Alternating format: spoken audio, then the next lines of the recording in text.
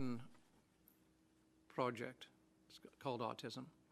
And this is the first Facebook live page event.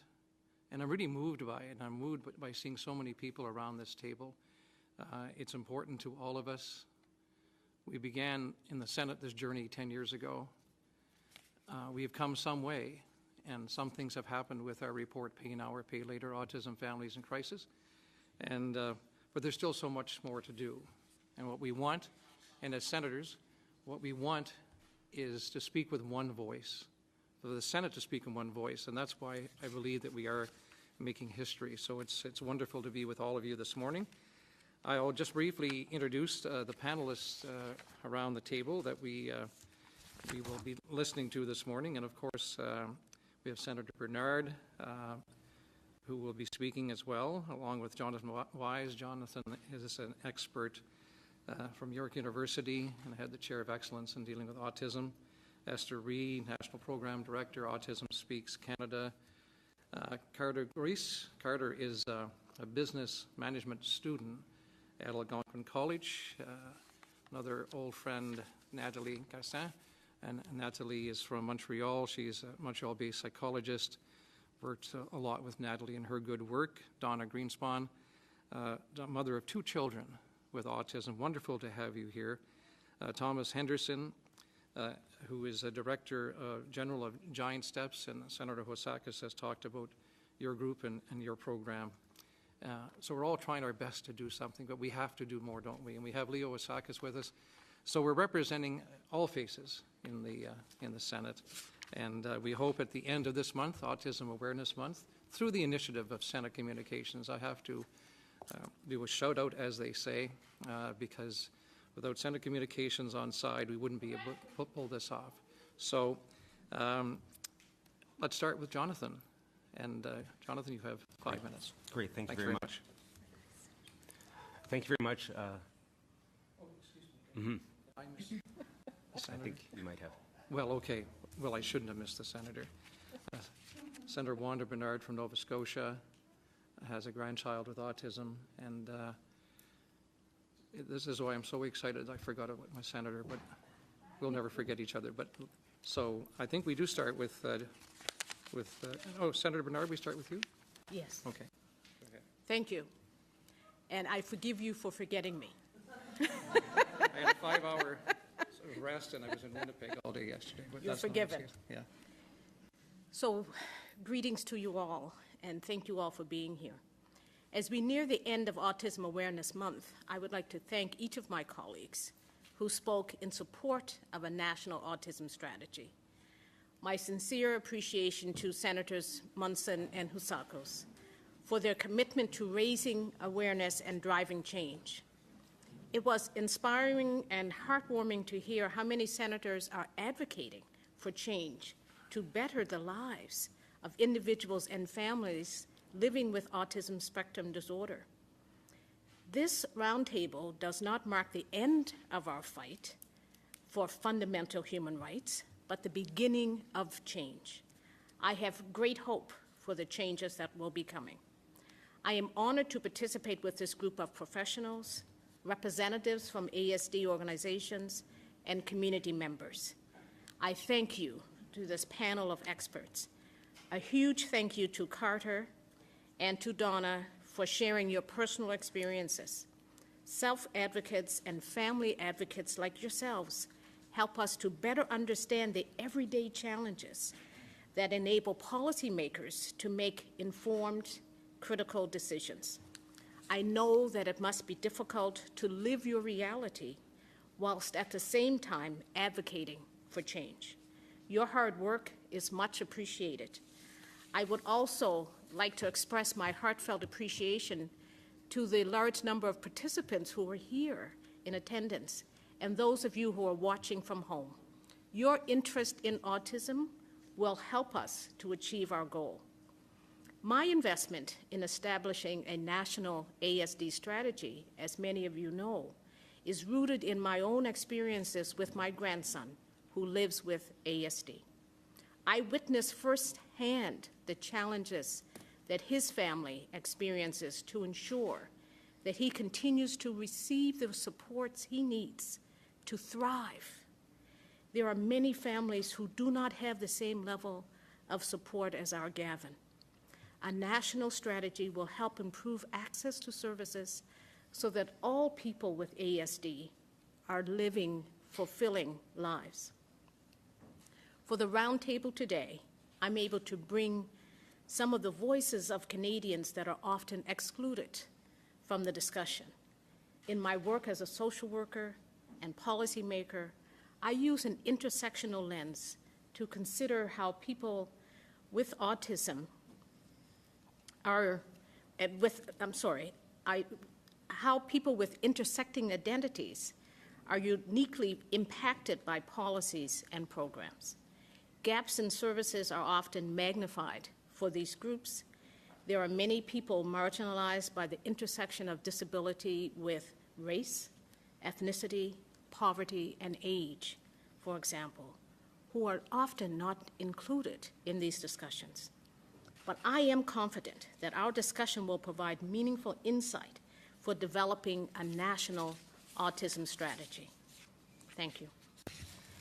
Thank you, Senator. And I want to tell everybody that Gavin, there's a tunnel that runs between the East Block, where we're doing this broadcast now, and the Center Block. Gavin is fast. Can he ever run, and run with a smile, and a wonderful grandson you have? Thank you, Senator Bernard. Jonathan Wise, PhD, Associate Professor, Department of Psychology and Clinical Psychologist at York University. The floor is yours.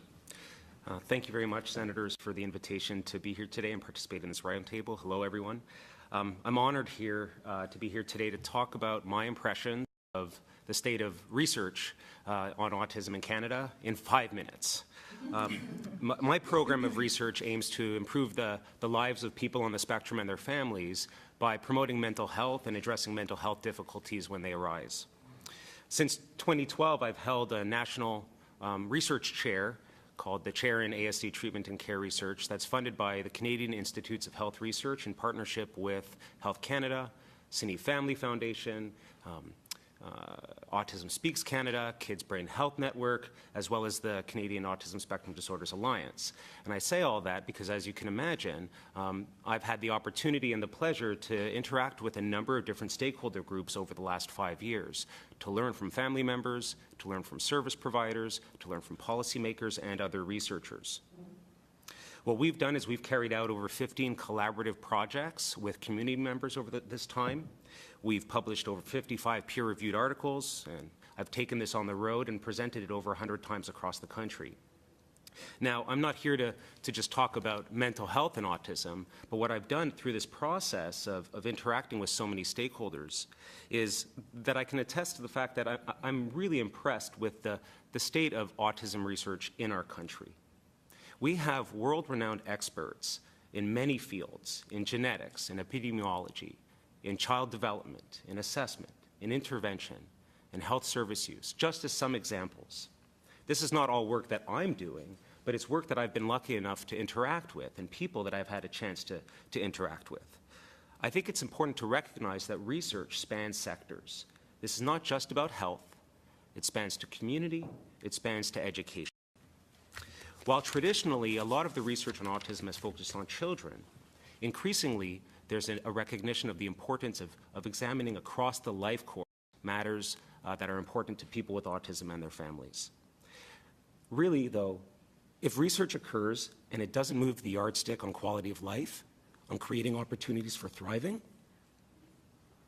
then we're missing the mark, excuse me. And researchers might do a very good job of communicating with other researchers, but what I've learned is that what really matters is when research is put in the hands of users, and when users have a chance to inform the directions that research takes. One of my roles over the last 5 years has been as a knowledge broker or as a knowledge translator. And what I've done in this is that we've done things like creating a speaker series online or as a mental health blog. And the feedback from the community has been exceptional.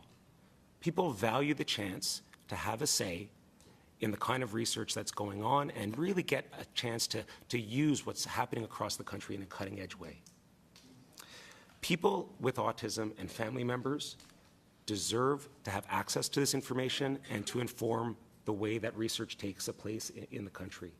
Service providers need to be able to use evidence-based information in their treatment planning. Policymakers deserve to access this information in a way that's usable to inform policies with the best possible evidence. We're more effective when we work together. In my role as chair, I've shown that this is possible when it comes to mental health and autism. But I think we can go farther. While my chair ends in 2017, my hope is that together as a community we can continue these kinds of activities across collaborations, across provinces, across sectors, and across domains. Now, we don't need to recreate the wheel. What we learn in one province can inform and improve the lives of people with autism in other provinces. Research is a way to answer the most pressing questions that come from our community. But the most effective way to carry out research is when there's a strong and stable mechanism in place where knowledge users and knowledge generators can work collaboratively. This collaboration requires leadership and expertise. It requires resources. It requires communication and a will to do so. We've begun this process. It's underway in many ways already in Canada, but in my opinion, what needs to happen is that we need to develop a concerted effort with intensification and a structure to make sure that it happens across the country. I'm sure that researchers stand ready to be one voice among many at a table to answer the important questions to improve the quality of lives of people with autism and their families. Thank you. Thank you very much, Jonathan. And we'll move right along quickly here with the second panelist, Esther Ree, National Program Director, Autism Speaks Canada. That's great. Esther. Thank you, Senator Munson. I want to start off by saying thank you to the members of the House and the members of the Senate. I'm pleased to be here and applaud the wonderful work that's been happening around heightening autism awareness, not only in recent events, but also within the last 10 years. It's because of our friends and champions, Senator Housakos, Senator Bernard, and Senator Munson, and of course we can't forget the ongoing work that happens with the Honourable MP Mike Lake as well, that we're able to continue these discussions around autism and keep them relevant and ongoing. Over the last 4 years in my role with Autism Speaks Canada, I've examined how families impacted by autism are supported across our country. And then what I've worked to do is to put into action ways to elevate that type of support. And primarily, this has come in the forms of funding programs, elevating research, and also working collaboratively with community partners such as CASDA. Today, I'm going to speak about 2 areas amongst a comprehensive list of other priority areas within our community that require attention and support, that being of rural communities and also employment opportunities. So let's start off with rural communities. So about 1 in 5 Canadians resides in a rural community, representing 19% of the Canadian population. And while Canada is still working to figure out our prevalence distribution across our country, we know that studies conducted in Japan, the US, France, China, Sweden, and Denmark all found that their prevalence across urban and rural communities were the same. And actually, it's estimated that the prevalence in rural communities is higher based on better diagnosis and screening available in urban centers. Since 2010, when Autism Speaks Canada started our community grants program, we've been funding rural capacity building across our country. And to highlight, in 2015, we funded 5 projects across 7 rural communities to develop programs, and in some cases, have these sites visit each other, exchange information, and take the learnings back into their communities to further grow. Now, in 2016, based off of these projects, I started the Rural Communities Autism Network across 5 provinces and 2 territories. And since then, we've had considerable interest across every province and territory in this country. This community takes a look at how to effectively serve the uniqueness that resides in communities in rural and remote regions in Canada. They build their own priorities, and they also take a look at what's most important in terms of moving forward. Here's a list in terms of what this group has come up with for priority areas. Limited physical access to resources based on geographical location, the desire for knowledge sharing of how rural communities are building capacity, supporting Indigenous communities, examining the unique strengths of rural communities, using technology as an effective support mechanism, training for professionals in physician outreach, and the issue that schools are being utilized as de facto mental health centers. Now I'll switch over to another priority area of employment opportunities. And so aside from income, we know that employment is critical in terms of elevating areas such as quality of life, mental health and overall well-being, and also the areas of a sense of belongingness within community. I have to credit Dr. David Nicholas, who's a Canadian expert and has advanced so much in our understanding of this field. There's an important distinction that I want to make that often isn't spoken about when we're talking about employment. Often what we do is we compare employment versus unemployment, but really both of those actually fall into the same broader category around labor force participation. In the 2012 Canadian Survey on Disabilities, 78.5% of individuals that were adults with autism identify themselves as not being part of the labor force at all. That meant, for whatever reason, they were not able to obtain employment for a foreseeable amount of time in the future, or they had no desire to seek employment. In that same study, 83% of adult respondents with autism reported having no employment income.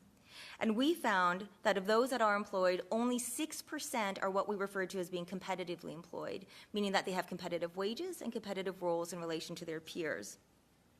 And another startling Canadian figure is that the mean wage earnings among individuals with autism for employment income was only $6,700. Now, we know because we've seen that when the federal government comes on board, we see significant advances. In the 2014 federal budget, we saw the funding of $26.4 million to support 2 national programs focusing on autism and employment. Worktopia, which I work closely on, supports the pre-employment skills enhancement, and we've already seen 500 individuals come through that program with an 87% achievement of enhanced employability, which is fantastic. Now, half of those participants have also been referred to Ready, Willing, and Able, the other program that was funded, which is partly led by CASDA. Now, I should note that both of those programs are coming up to the end of their funding support. In addition, the federal government also funded a national meeting on vocation earlier this year in Ottawa, which I was able to co-host and facilitate, that brought together 126 leaders in Canada to talk about the top 7 priorities surrounding employment and autism. Now, what I know from my work in these areas and amongst others is that in order for us to move forward, we must work collaboratively. And the federal government is a driver of collaboration and also in field advancement.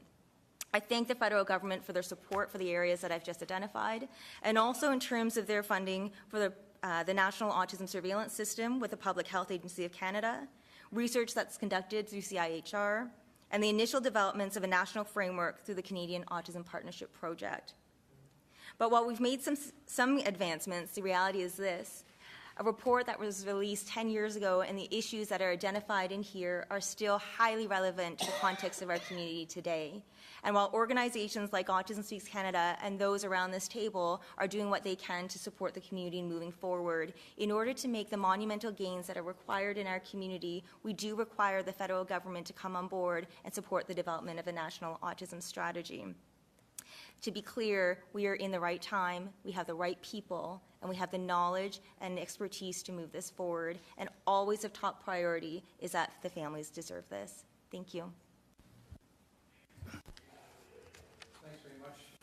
Thanks very much, Esther. If there's one thing I've learned after 10 years involved with autism and longer is the role of a self-advocate.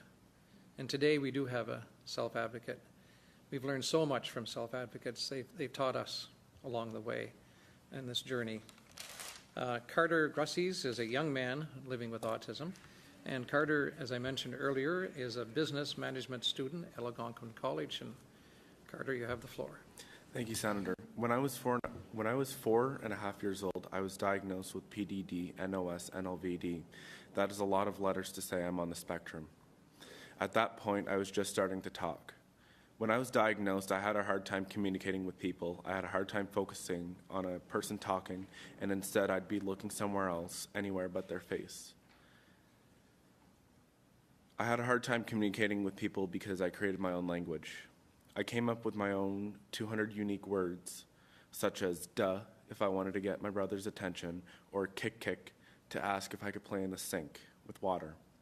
If someone was taking care of me, they wouldn't have known that I wanted or needed something. But over time, my mother wrote up a dictionary listing of all the words and what they meant so the person taking care of me can understand me. If I had any challenge in life, it was school. Normally, children are outgoing and wanting to meet new people, but I wasn't like that. I never played on sports teams, I never was a part of a club, or I didn't have many friends in high school.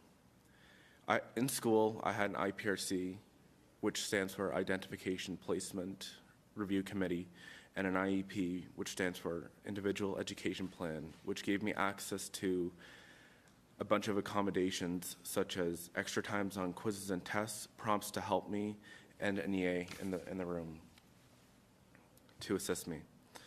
I would have lunch in the resource room because I considered it a safe haven for me, because I know that no one was going to hurt me there. But being in post-secondary gives me that chance I never took in high school. It allows me to connect with my younger self and make friends. I'm going to admit it is tough, but once you train your brain to say, this is easy, and once you start talking to people, it gets easier. It's as simple as going up to a person and asking if you can sit with them. I want to confess something that makes me feel horrible. When I had my first job, it took me 2 years and 4 months to tell my employer that I had a disability. The reason why I waited that long was because I wouldn't know how they would react. Although I knew I was protected under the Canadian Charter of Rights and Freedoms and the Ontario Human Rights Code, I just felt uncomfortable telling people because I felt that I'd be treated differently as a result of being on the spectrum. If I want to see any change in the future, it's this. I want to see social groups formed in schools at all levels, including post-secondary, so kids can be in a setting where they share the same disability and common challenges, and hopefully develop a friendship as a result. I'd also like to see education and tactics for parents who have a daughter or son who they believe are autistic, in hopes that they can be so they can be identified at an early age, so the parents where the parents can help their child as they need it. Just because you have a disability doesn't mean you're any different from the rest of humanity. If you feel discriminated against, you have the right to report it, because you shouldn't have to feel like you're different as a result of your disability. I hope that through early diagnosis, follow-up treatment, and efforts towards socialization, we can make the world a better place for us on the spectrum. Thank you for having me here to share my thoughts today. And thank you, Carter. And a reminder to our audience, after the panelists are finished, we're going to have a conversation. And you've spawned some ideas, which I think will enlighten our conversation. And appreciate it very much, Carter. And Nathalie Garcin, worked with Nathalie. Seems like a table of friendship here. It's an interesting circle or oval. Nathalie is a Montreal-based psychologist, and Nathalie, you have the floor for 5 minutes. Merci, si vous permettez. Thank you. I'd like to speak to you in French at the beginning, in any case. Senator Housakos, Munson, and Bernard have already given their thanks. I'd like to give my thanks then for this opportunity to speak today, and also this opportunity given by the Senate of Canada with respect to autism awareness and a follow-up. And I'd like to give you some follow-up on the work that was begun 10 years ago by setting up assistance for autistic families in crisis. This has allowed us to work on very important things here in Canada. And it has also given us a chance to get to know each other better and to work together in synergy. I think that without pay now or pay later, we would not have had this opportunity to meet all the people around the table, and I think we have to continue with this momentum. I'd like to introduce myself then. Leaders. My name is Nathalie Garcin. I am a clinical psychologist, but like many of us, I started off in the field not by having a family member affected by autism, but working as a camp counselor. I followed a very handsome man out to Vancouver, actually Squamish, BC. He worked in a camp for people with disabilities, and when I arrived, I got the autism spectrum disorder bug. I was intrigued. I fell in love with the population and decided to pursue my studies in the area of autism spectrum disorder. Incidentally, I married the young and good-looking counselor that I followed out to Squamish, BC, and he is the father of my children. So I run a clinic in Montreal called Clinic Spectrum. It's an interdisciplinary clinic where we offer care, which I will come back to a little bit later on, to families as well as to individuals that are affected by autism spectrum disorder. But more importantly than my clinical work, I don't know if it can be more important, but I feel it is, I'm a very proud member of ACSA, so the Canadian Autism Spectrum Disorders Alliance, en français, l'Alliance canadienne pour le trouble du spectre de l'autisme. I sit on the board with volunteers who spend their time, their own money, advocating to the government as well as reuniting the forces that work in the autism field to speak in one voice around Canada. I'm also an advisory committee member at the Public Health Agency of Canada, and I sit on the National Autism Surveillance System Committee and have been doing so since 2012. Well, we are working towards a goal, and that is to put out epidemiology information for Canada so that we know what the stats are, so that the stats can inform our research, our policy, as well as service delivery. I watched in excitement 10 years ago, Senator Munson, as Pay Now and Pay Later was being tabled. At the time, I was at Queen's University, and we had written a paper on healthcare equity in Canada for people with autism spectrum disorders as well as intellectual disability. And, in our research, which was published in the Canadian Journal for Public Health, we found inequity. We found disparity, and I'm sorry to say that that still exists today, and this is one of our founding principles as Canadians, to make healthcare accessible to all populations. So let's talk about the good things that have come of Pay Now, Pay Later. Well, I'm one of the byproducts of Pay Now, Pay Later. I definitely see it that way. CASDA was formed as a result of Pay Now, Pay Later, the Canadian Association, the Canadian Alliance for Autism Spectrum Disorders. It was created so that we could leverage knowledge from leaders and stakeholders from across the country. In the last 2 years, it was also given a mandate to hear the voices of over 5,000 Canadians to come up with a national plan, a strategic plan. It was actually a business plan for autism spectrum disorder that detailed the road forward, a roadmap, a clear roadmap, certainly one that needed changes, but one that our government could get behind. And I think that it's important that we move in that direction. Another byproduct is surveillance. So the Public Health Agency of Canada in 2012 struck a committee to look at what are the numbers, who is our population, how is it changing? And that committee has been working tirelessly since 2012 to engage with provinces and territories across our great country to work on a report. The report will be coming out in the next few months and will give us actually concrete information about what our Canadian landscape looks like in terms of autism. And this will be the basis on which we will be able to plan for services in the future. But there are things to work on. There are many points in Pay Now, Pay Later that remained silent. And one of the things that I'd like to talk about is about the work of individuals like Dr. Jonathan Weiss, who's sitting across the table from me.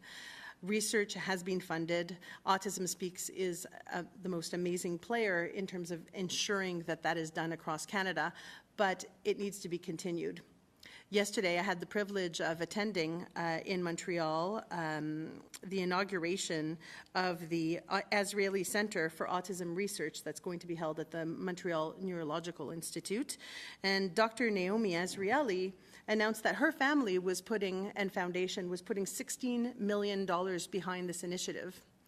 At the table was also our health minister in the province of Quebec, and the reason why she said that she was doing that was to ensure that the government would also increase its hold in terms of research, in terms of its funding, and in terms of care.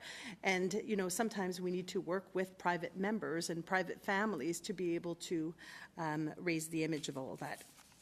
But it needs to be done more, and people like Jonathan Weiss need to be encouraged to continue the very important work that he's been doing.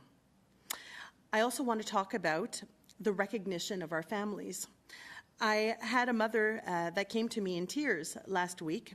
I'm going to change the name of her daughter slightly. Son nom c'est Gabrielle, mais la maman va se reconnaître. Her name is Gabrielle. The mother will recognize her. I told her I'd be credit for her 12-year-old daughter, who is actually at Thomas's school. She is minimally verbal, will need care for her whole life, and will probably live in some aggregate group home setting when she becomes an adult, and also has behavioral difficulties.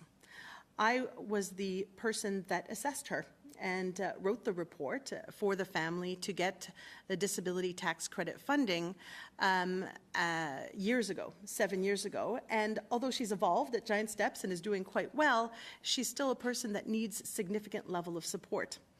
But the bureaucrats who read her disability tax proposal or form and the report, my report that ensued, decided that she was not disabled enough.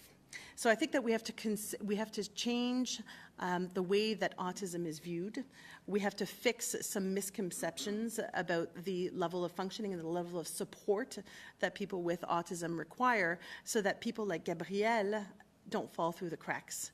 It's heartbreaking to speak to a mother, and I asked her, I said, what is the most difficult part of this process? Is it the fact that you have to advocate for your daughter? And she said, no. She said, it's the fact that I'm not recognized in terms of the effort and in terms of the work and in terms of everything that we have been doing for our daughter. So I think that that's very important. We need a national autism strategy, and I'm so pleased that my colleagues have brought up the same point. We need a plan.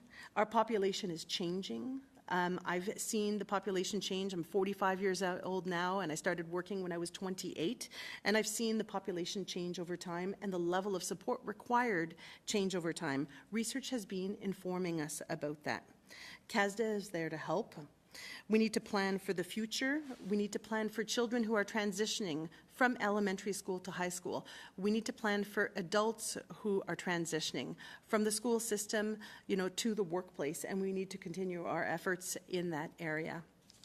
I welcome the fact that the Senate is working in this area. We are there to work for you, and we have to be able to convince those in the House as well to get behind what it is that we are doing.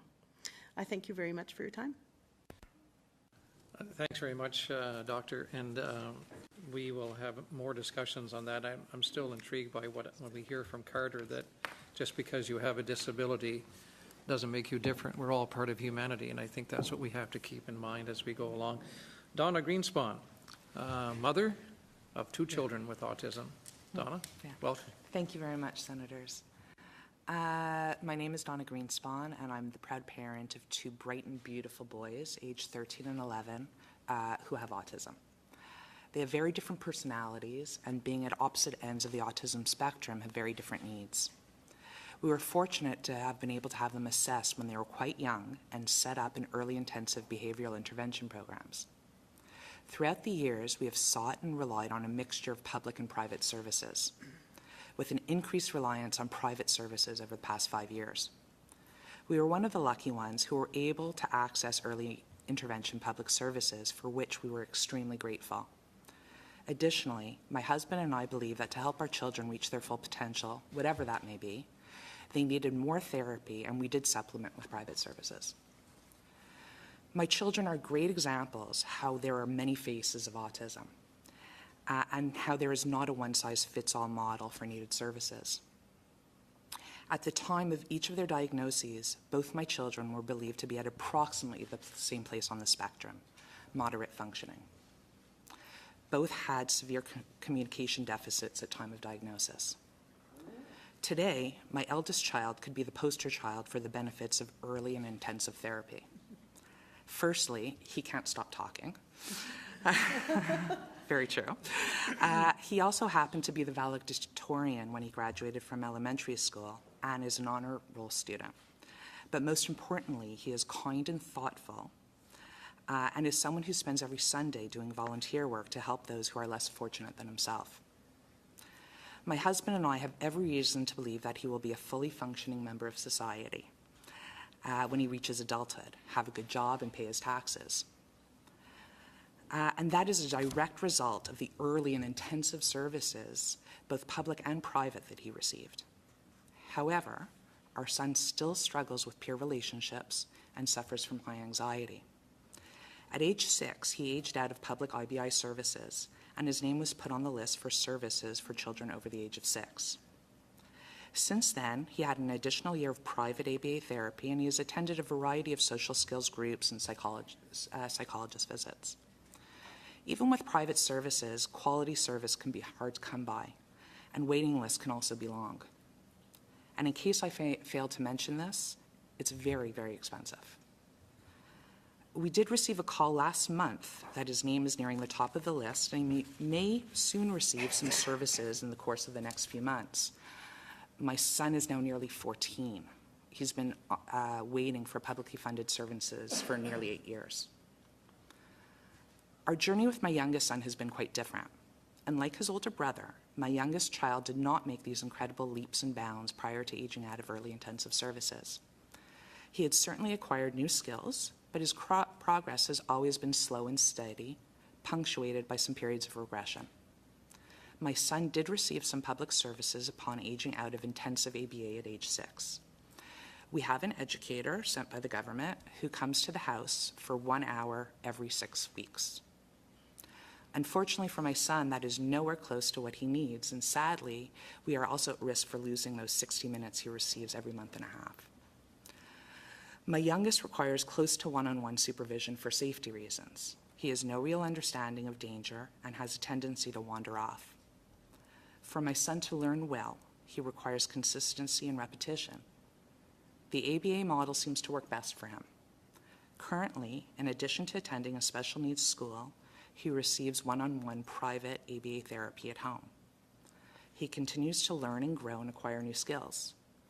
Unfortunately, going to the doctor, the dentist, or even for a haircut sometimes can be quite a challenge, to say the least. I dread the day when my son's pediatrician retires. Several times I have found myself at a clinic on a weekend when he has needed antibiotics and have been told that they are unable to examine him and we would need to wait for his doctor's office hours. I cannot even fathom what will happen if he requires more medical attention than someone simply checking his ears or throat. The scarcity of services while my children are school-aged has made us apprehensive for my youngest son's future. How hard will it be to obtain services when he reaches adulthood? Will there be residential services for him? The thought of what will happen to my child when my husband and I are gone is paralyzing, quite frankly, and has kept me up many a night. There's a lot of stress attendant in raising 2 children with an ASD, trying to find services that meet their needs, navigating through both public and private services, dealing with professionals, and hoping beyond hope that the choices we continue to make for our children are the right ones. When the financial strain of paying for intervention, as well as trying to save for a future where they may not be able to support themselves, is thrown into the mix, it can at times be quite overwhelming. We have met several families whose children have aged out of services before they received any therapy and later found themselves in crisis. From what I have been able to ascertain, most services in our province, at least, post-age 6 center around an extreme circumstance.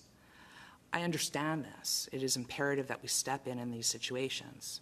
However, I could argue that a lot of those cases could very well have been avoided had services been provided prior to a crisis occurring. I would also wager that the costs incurred by the public from the fallout of these crises may often exceed the cost of services in the first place. I'm not sure why certain provinces have a cutoff for intensive services at age 5 or 6 and others do not. Our children's autism did not magically disappear then. Now that our boys are school-aged, their needs may have changed, but their need for intervention and support is not. For many children, the maladaptive behaviors and anxiety increase as they get older. Not only do these cute and cuddly preschoolers still have autism when they reach school age, they will have an ASD as adolescents and into adulthood. For my youngest child in particular, I refuse to believe that just because he has not reached a certain threshold by the time he was 6, that he is incapable of learning and growing and becoming a contributing member of society in whatever capacity that may be.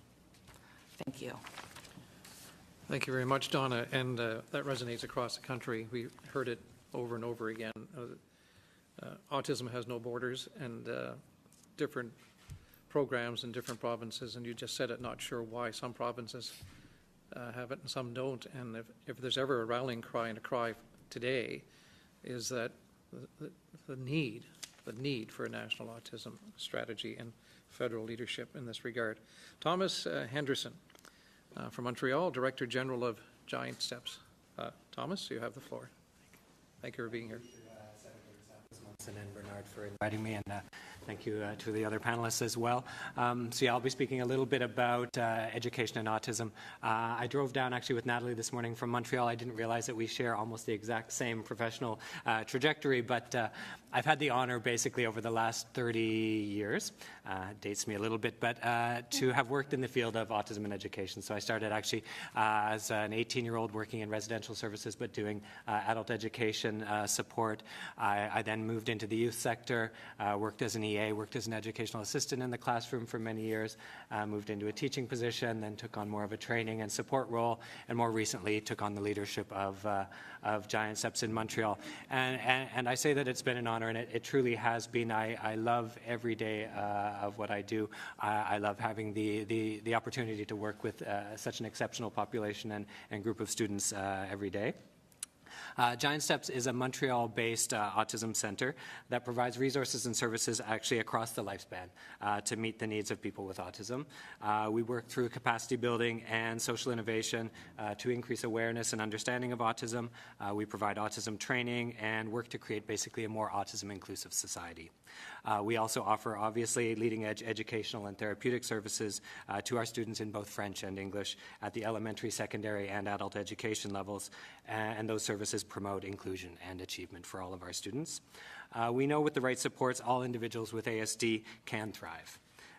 And appropriate, fairly tested, and high-quality educational opportunities are a key part of that. They make a lifetime of difference. Inclusion and self-determination are also critical factors that influence outcomes for autistic people. In the education sectors, a lot of work and learning has been done over the past 25 years towards better supporting students with autism in school. At Giant Steps, we've been working on developing and perfecting a best practice model for education for youth and adolescents on the spectrum for nearly 40 years. With the increased diagnosis of autism that came with the DSM-4 in the early 90s, we saw a huge influx of youth into the school system with ASD diagnoses. And since then, a great deal of work and progress has been made to provide appropriate strength-based and inclusive services in schools for kids with autism. That said, much more needs to be done. Research is a key part of that, key to advancing our understanding of autism and better understanding also how autistic people learn. I think there's a lot more work that needs to be done in the area of high-quality, innovative, both basic and applied research that looks at cognition in autism, learning in autism, and teaching for students on the spectrum, among other areas. In terms of autism intervention, I think we need to be much more systematic and rigorous in our evaluation and testing of these interventions before rolling them out as services to the community. Funding across sectors, I think it's already been mentioned, including education, remains a major obstacle to innovating the ways we serve these exceptional kids, teens, and adults. At Giant Steps, for example, we still need to fundraise nearly a quarter of our operating budget annually just to survive and keep our doors open. There are other sectors that we work in as well that are clearly identified as areas where there is a lack of sufficient services.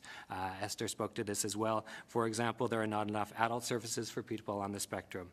The unemployment rate for individuals with ASD is over 80%, and wait lists are enormous, at least in Quebec, for supported residential services.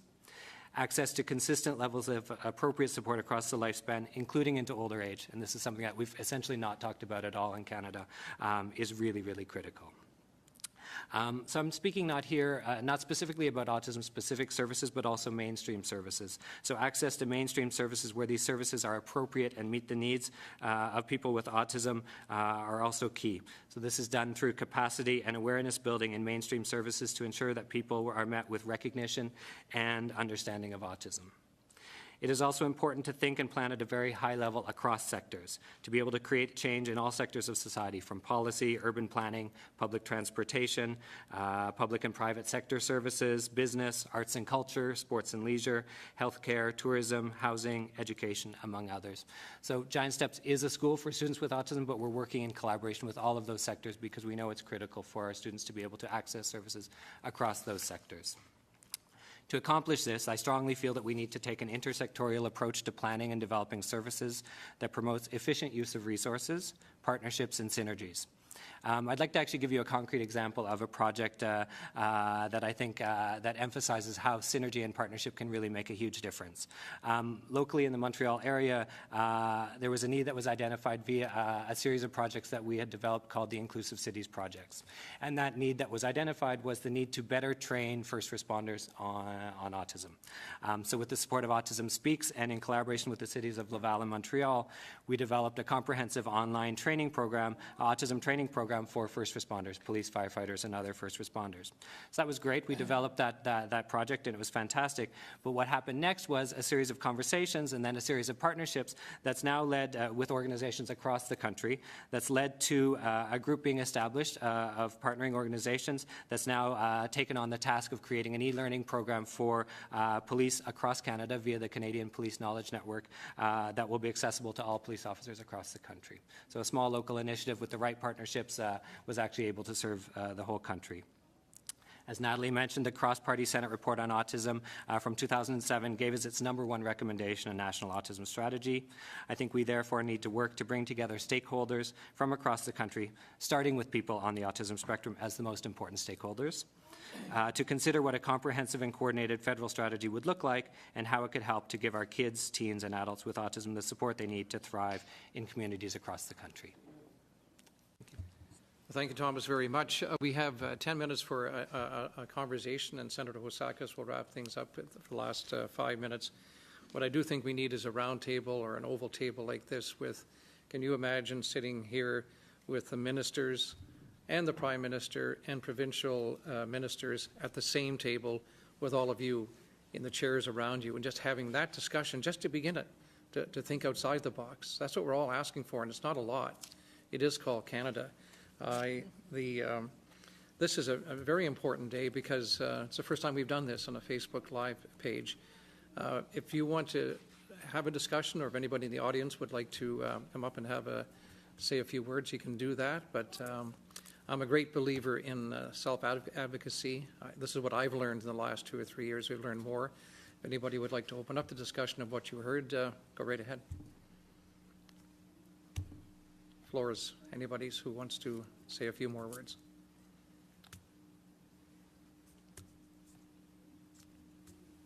Natalie?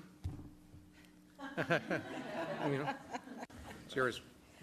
I think what would be great is if today we will have the opportunity to be able to meet people afterwards who will be coming around, and I think we're here until 4 o'clock this afternoon, to be able to speak to individuals, and it would be wonderful to be able to start that conversation again with parliamentarians and to really set the path forward in terms of a national autism strategy. It's 10 years later, and we're still calling for it. Mm-hmm.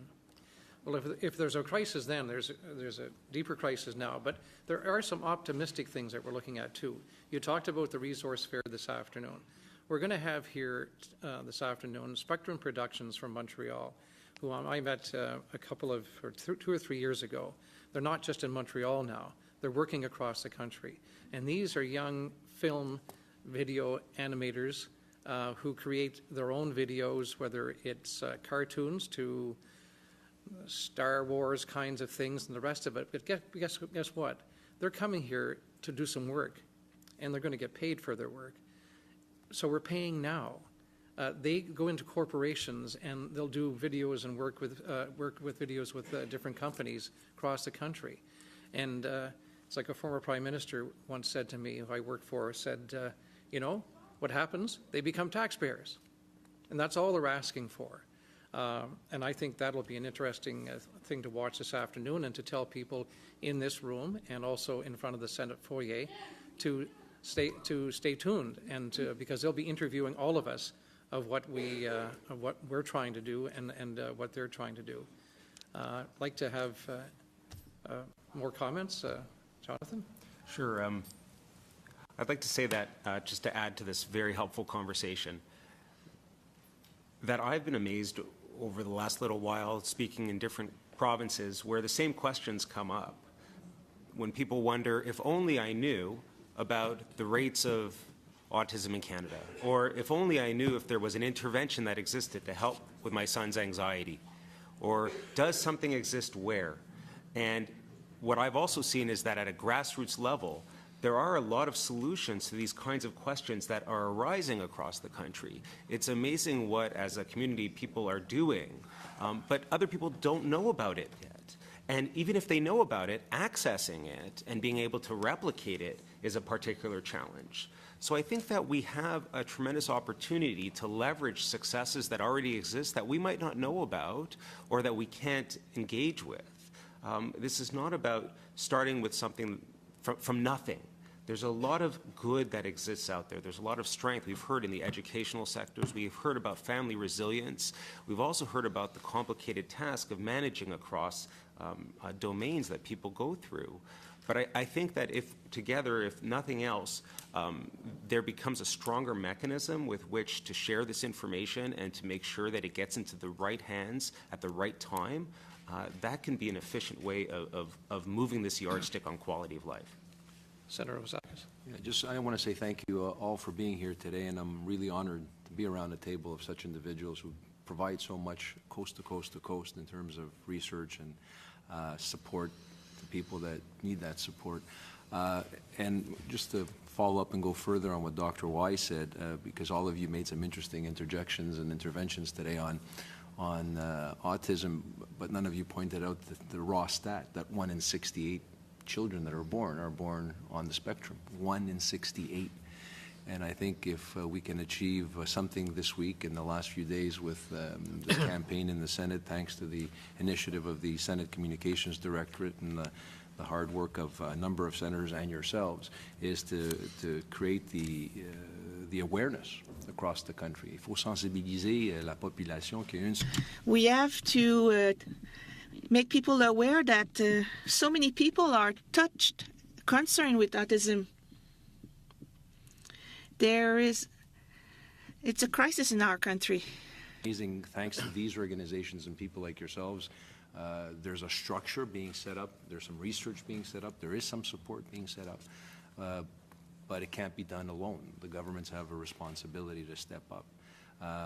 So I think it was important for me just to interject and point out that 1 in 68 Canadians who haven't been touched by this yet, it's coming, because only a few years ago it was 1 in hundreds, and only a few years later it became 1 in 88 and 1 in 90, and now it's 1 in 68. So all of us, if we haven't been touched by this, we will be in the next few years. In that regard, I think that there's a missing link here in our conversation, and that is the federal government's responsibility in Indigenous affairs. The figures that we're using are figures that come from the center in Atlanta, and here we are in Canada using the same figures here that come from the United States. Soon, with what's happening, we're going to be able to do our own analysis. But the forgotten people in this conversation, I believe, and my learning process over a decade, is our Canada's Indigenous people in the North, that we do not have enough surveys and statistical evidence. And when I talk about autism having no borders, well, there's autism in the North, and there's autism in our Aboriginal or Indigenous communities, and we have to pay attention to that. I'm also keep thinking of why we're all doing this, and I'm look back to a cold winter night in Ontario near Lake Huron in a church basement, and listening to the voice of parents with children with autism all saying the same thing about what happens when I'm gone. Who cares for them? We don't want to go back to institutionalize a situation. And there was one particular mother who got up tearfully to say, in terms of her 14-year-old son who had an outburst, that her only protection from him when he had an outburst, and he was kind and loving and cuddling most of the week, and you can do compressions and do all these wonderful things, but her only protection was that she could outrun him on a country road. Imagine, close your eyes and think of that, on a country road by herself. And then who, of course, picks up the child? The police, because there's been a disruption. And you talked about that, Thomas, about interventions with the police and of how to deal with this, the interventions in school and inclusions of how to deal with a child with autism. There are just so many other avenues that we got to keep pushing and pushing and pushing. Senator Housakos, did you want to wrap up, or does somebody else have something to add to this conversation? We do hope that through this Facebook Live page. Yes. Could you just come up to the microphone, Mr. Greenspan? Thank you. It's been 10 years. I'm just wondering, from the people around the table, what is the perception as to what is the next first step towards actually having a national strategy? It's been 10 years. There's a lot of talk. We all recognize the need. We recognize the population that needs to be served and worked with and supported. What's the first step, in your view, and the view of the people around the table, towards having a national strategy? Well, the first step is to take this motion that we have here in the Senate, this being October Autism Awareness Month, and to take this motion. This is powerful. This is the Senate. There's no politics here. This is about people. This is what we passionately care about as senators. And so we're going to take our motion at the end of this month, and we're delivering it to the House of Commons. We'll deliver it to Cabinet. We'll deliver it to the Prime Minister. And we're here, and we're not going away, because we have institutional memory, and we do understand, and we're very passionate about this subject. So that'll be the first step. I think that incumbent upon us, the three of us, amigos, that we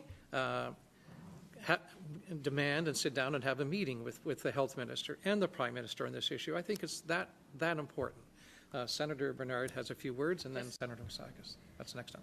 Very quickly. So let me just say thank you all. It's been very inspiring to hear from you today. And one of the things that I sincerely expect that will happen is that this month we have focused on awareness, and we've raised awareness, and it's been wonderful, but we need to move that to action. No child in this country should be waiting 8 years for services.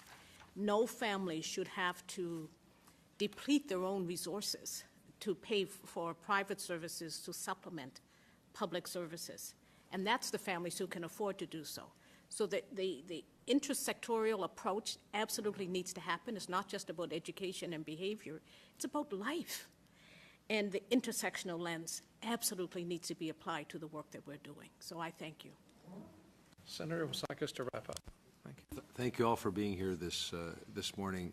I can tell you that I've been now serving in the Senate for a number of years, and there's no greater motivation and satisfaction than knowing, in addition to our daily work here, which is reviewing legislation and providing sober second thought to the House of Commons, is the fact that we're advocates for the people we represent.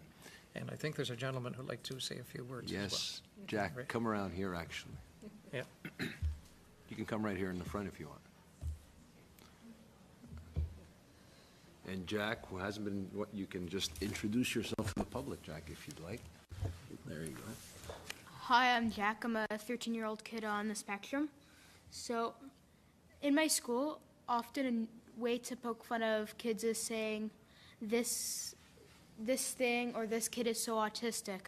Do you think there'll be a way to educate kids who aren't on the spectrum about what it is like to have autism and how it's not something to poke fun of and how it's actually something serious, not just a joke?